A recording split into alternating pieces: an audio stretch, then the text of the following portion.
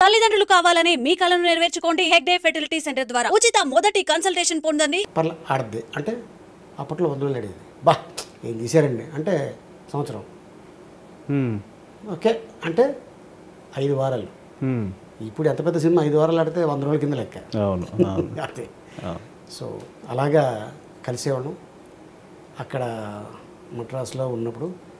And నాకేంటంటే మా father ఒకటే అన్నాడు, అరే నేను సెట్ అవ్వగలను ఫ్యూచర్లో, నా మీద కాన్ఫిడెన్స్ ఉంది అని నువ్వు అనుకుంటే చందులో సెటిల్ అయిపో, లేదు నేను సెట్ అవ్వలేను అంటే రాజమండ్రి వచ్చే మళ్ళీ వెళ్ళటానికి ప్రయత్నించుకోవాలి. ఫాదర్ ఏంటి ఇలా చెప్పేసాడు సడన్గా అంటే మేబీ ఒకడనే కొడుకు కదా, ఒక బాధతో చెప్పుంటాడా, లేకపోతే ఊళ్ళో రేపు పొద్దున్న మనం వెళ్ళిపోతే నలుగురు 4 రకాలుగా మాట్లాడుకుంటే ఈడేదైనా ఫీల్ అయ్యి ఏదైనా అగాయిత్యం చేసుకుంటాడా, ముందు చూపు అంటారు దాన్ని. ఎందుకంటే చాలామంది ఏంట్రా అక్కడికి వెళ్ళావు, సంపాదన లేదు ఏం లేదు, బేవర్స్ నా కూడా తిరుగుతున్నా రోడ్డు మీద, ఎలా వదలగలవు అంటే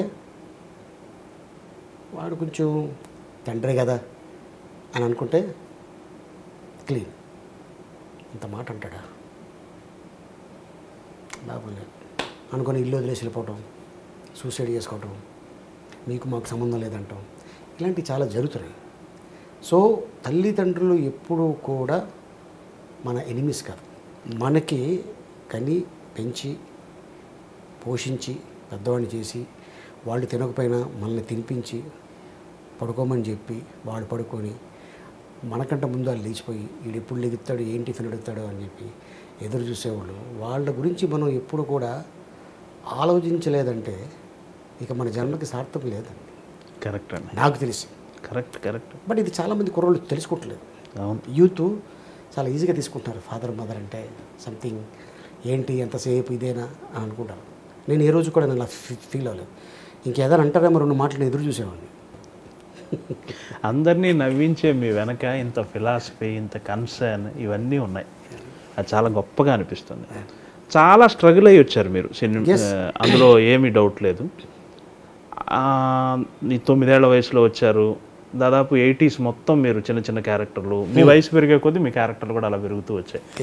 ఒక దశకి వచ్చేసరికి ఇండస్ట్రీకి ఆలి అవసరం, గాలి నీరు నిద్ర మనిషికి ఎలా అవసరమో ఒక టైం వచ్చింది కదా, బ్రహ్మానందం అలీ ఇద్దరు బ్రహ్మానందం అదే అంటాడు, అరే ఆల్ఫాబెటిక్లో చూసుకుంటే A for Ali B for Brahmanandam. ఆ దశకి ఎదిగే క్రమంలో మీకు ఎలా అనిపించింది? మీరు మీ జర్నీని మీరు వెనక్కి చూసుకుంటే మీకు ఏమనిపిస్తుంది? సార్ ఇండస్ట్రీలో ఎవరు కూడా నేను ఇంత గొప్పవాడిని అయిపోవాలి అనుకొని వస్తే అవ్వడు సార్. నాకు ఇది చాలు అని అనుకున్నాడికే భగవంతుడు ఇది కాదురా ఇంకో మెట్టు ఎక్కువ అంటాడు. నేను ఒకేసారి 100 మెట్లు ఎక్కలేను. తనను తాను తగ్గించుకుని వాడే హెచ్చింపబడును అన్నట్టు. ఈ ప్రపంచంలో ఛాలెంజ్ చేస్తాను, టచ్గా ఆకుండా 100 మెట్లు ఎక్కమని చెప్పండి. చిన్న పిల్లోడు ఎక్కలేడు, మిడిల్ ఏజ్ ఎక్కలేడు, పెద్దోడు కూడా ఎక్కలేడు. అందుకని మెట్టు ఎక్కమని మనకి తల్లిదండ్రులు కానీ భగవంతుడు కానీ చెప్తుంటాడు. ఏంట్రా ఏంటి ఒకేసారి 10 మెట్లు ఎక్కిసా, ఇంకెక్కాలని నీకు లేదా? ఓహో ఇక్కడ పాము వచ్చింది రోయ్ కిందకి దిగు అంటారు.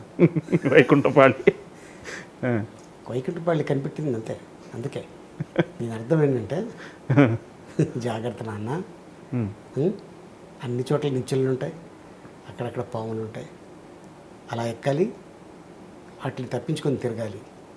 ఇండస్ట్రీలో మనకంట మేధావులు, గొప్పోళ్ళు, బాగా చదువుకున్న వాళ్ళు, అందగాళ్ళు, హైలీ టాలెంటెడ్ చాలామంది ఉన్నారు. కానీ భగవంతుడు కొంతమందికి అవకాశం ఇస్తాడు. కరెక్ట్.